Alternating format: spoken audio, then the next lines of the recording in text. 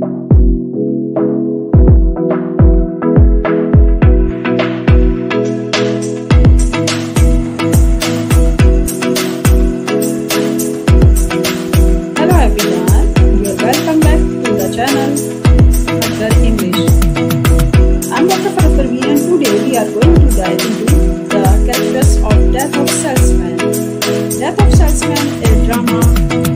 famous drama written by Arthur Miller.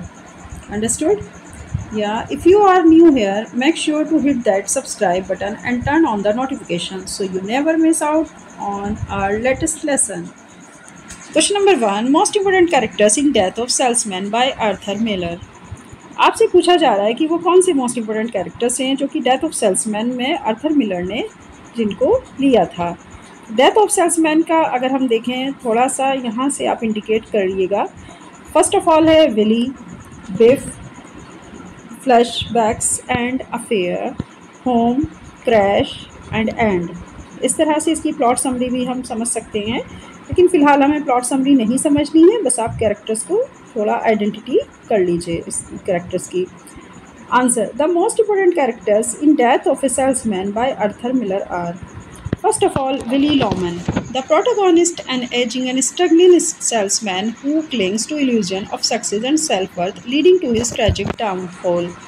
First of all हमारा character Willie Lohmann है जो कि प्रोटागोनिस्ट कैरेक्टर है। आप समझते होंगे प्रोटागोनिस्ट कैरेक्टर मतलब एक मुख्य किरदार। अपनी एजिंग और स्ट्रगलिंग की वजह से वो एक मतलब अपनी एज में an aging and struggling salesman, वो बहुत ही संघर्षशील एक सेल्समैन है जो कि हमेशा भ्रम में ही अपने जो उसके भ्रम हैं, जो अपने उसके सपने हैं, उन्हीं के अंदर वो उलझा रहता है कि उसको एक दिन सक्सेस मिलेगी और उसकी अपनी एक सेल्फ वर्थ बनेगी। इसी सारे सपनों की वजह से वो कहाँ चला जाता है, ट्रेजिक डाउनफॉल का शिकार हो जाता है। Number 2, beef Lohmann, Willy's eldest son, who once had great potential but becomes disillusioned with his father's false ideals and ultimately rejects Willy's versions of success. Willy का सबसे बड़ा बेटा दैट्स नेम बिफ लॉमन, ठीक है, जो कि बहुत ही ज़्यादा ग्रेट पोटेंशियल रखता है और वो कहीं से भी कोई भी दिन में सपने नहीं देखता, मतलब उसके अंदर इल्यूजन नाम की चीज़ कुछ नहीं है। बिकम डिसइल्यूजन्स विद हिज फादर, हाँ एक थोड़ा सा अगर हम इल्यूजन देखें तो उसका ये था कि वो अपने पिता को लेकर के थोड़े गलत आइडियाज़ लगाए हुए थे। उसे ये लगता है कि उसके जो पिता हैं वो गलत आइडियाज़ यानी बहुत ही फाल्स आदर्शवादी हैं। एक तरह से देखा जाए तो मतलब वो अपने पिता के आदर्शों को कहीं से भी सही नहीं ठहराता है। अल्टीमेटली रिजेक्ट्स, वो कहीं ना कहीं उनका रिजेक्शन करता है और विलीज के जो वर्जन है सक्सेस को लेकर के वो एकदम बिफ उसको क्या कर रहा है, रिजेक्ट कर रहा है। विली के वर्जन के सक्सेस को वो बिल्कुल भी एक्सेप्ट नहीं करता है। तो बिफ लॉमन में और विली में अगर हम देखें तो कॉन्ट्रडिक्शन है अपनी अपनी आइडियोलॉजी को लेकर के, और विली का सबसे बड़ा बेटा बिफ लॉमन है। अंडरस्टूड, इसको आप समझिएगा।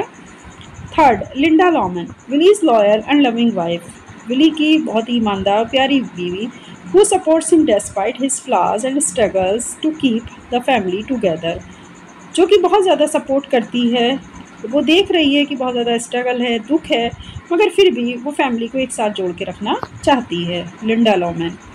Number 4, Happy Loman, Willy's younger son, who tries to live by his father's ideas but remains shallow and directionless.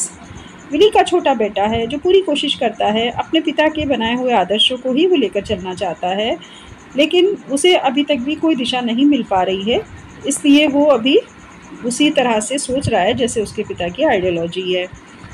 Number 5, Charlie, Willy's neighbour and only true friend, Willy का पड़ोसी और केवल एकमात्र सच्चा दोस्त, who offers him financial help and represent a more realistic practical approach to life and success.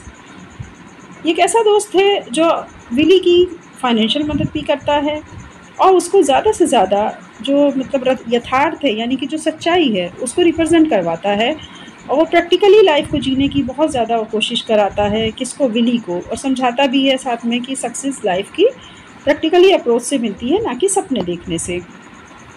Number 6, Bernard, Charlie's son, who was once seen as less successful than Biff but grows up to be a successful lawyer, contrasting with Willy's mistaken beliefs about success. Bernard कौन है? Charlie का बेटा, जो कि who was once seen as less successful. देखने में तो वो लगता है कि वो कम कामयाब है बिफ के मुकाबले पर, लेकिन ऐसा नहीं है। वो ग्रो अप कर रहा है अपना एक सक्सेसफुल लॉयर बनने के लिए, contrasting with Willy's mistaken beliefs about success. और दूसरी तरफ जो विली की गलतियां हैं, उसका ऐसा विश्वास है, उनकी मतलब जो विली को सक्सेस नहीं मिल पाई, तो उसका ऐसा विश्वास है कि जो विली है वो गलतियां कर रहा है कामयाबी पाने के लिए। तो इस चीज़ को लेकर के चार्ली थोड़ा आइडियोलॉजिस्ट है, ठीक है, वो आदर्शों को पकड़ के रखना चाहता है, जबकि विली ऐसा कुछ नहीं है। विली हर चीज़ को जायज़ कहता है कि बस सक्सेस मिलनी चाहिए, everything is fair. 7 Ben Loman, Willy's deceased older brother, Willy का बड़ा भाई जो कि मर चुका है, who appears in Willy's hallucinations as a symbol of the success that Willie always longed for but never achieved। Willy का जो बड़ा भाई जो कि मर चुका है, वो हमेशा विली के सामने क्या होता है, उसके सामने आता रहता है, मतलब उसके सपनों में आता रहता है, उसे हेलुसिनेशन फील कराता है कि वो जैसे अभी ज़िंदा ही है। तो एक सिंबल है सक्सेस का, जो विली को हमेशा एक लंबे समय से क्या कर रहा है, फॉर बट नेवर अचीव्ड, जो लंबे समय से उसको हमेशा कहता है कि तुम एक दिन जो है वो सक्सेस हो जाओगे, तुम परेशान मत हो, फॉर बट नेवर अचीव्ड। लेकिन क्या हुआ कि विली कभी भी उस सक्सेस को पा नहीं पाया। ये सभी characters most important of the death of salesman के हैं। इसको लिखने वाले आप इसको ध्यान रखिएगा, इसके ड्रामाटिस्ट हैं अर्थर मिलर, और आपको बहुत अच्छे से इन कैरेक्टर्स के नाम याद होने चाहिए। कैरेक्टर बेस्ड क्वेश्चन पूछे जाते हैं, इसलिए आज मैंने आपके सामने अपने इस ड्रामे के कैरेक्टर्स को डिस्कस किया। Each of these characters plays a crucial role in highlighting the play's themes of illusion versus reality, the American dream and family dynamics।